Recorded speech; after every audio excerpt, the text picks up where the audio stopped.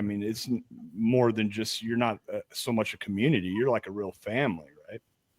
Yeah, it's really been crazy because none of us would have volunteered for this, Right. right? January 6th defendants, we are a cross section of the country. So there's 1,600 of us, give or take a few, and we are from all over the country, all 50 states, all race, color, and creed, different beliefs, different levels of activism, different backgrounds, socioeconomic status, mental health status, all of that, education, all of those things. And we're just a cross section of the country. And it's really amazing the people that have come together in these last 4 years, because all of us have experienced prosecution and persecution at the hands of the federal government and at the hands of local media, and being humiliated in our own communities, and having our businesses and our livelihoods and, be affected, and our friends reject us, or people that we thought were friends, different things like that. And so it's really been amazing that, one event has created so much grief and trauma in so many people's lives that it absolutely binds us together for forever. I know there's a lot of J6ers that are ready to just move on and put this behind them and someday hope that it never happened.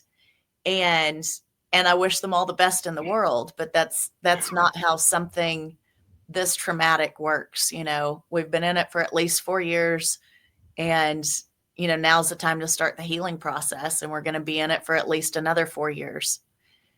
So we've got a long ways to go. But, it's really amazing the people that have stepped up to advocate for us and to help us that didn't have to. People that weren't there, don't have a loved one that is a January 6th defendant.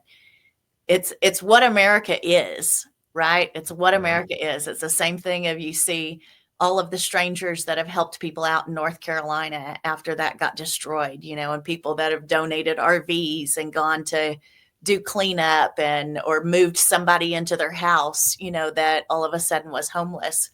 It's what America is. Yeah. Hopefully we can bring that back a lot more prevalent, or make that more prevalent in America again. It's a lot of division, and I'm probably guilty of that myself, but hopefully we can reunite to some degree. Absolutely. Well, my experience has been that I can have a conversation with any human being in person, or like this, Right. And can probably find something that we have in common. And I think the more that we actually talk to people, the more we find out how united we actually are, because social media, unfortunately, is the greatest tool of division. Right. And it's a lot easier for people to just run their mouth on social media versus they would never actually say that to somebody in person. True. And for people that, maybe against January 6ers or different things like that, I think what we have in common with anyone is the basic human emotions, of fear and shame and betrayal. And some people regret it. I personally did not regret it, but it took me a long time to get there, and everybody has experienced the basic human emotions.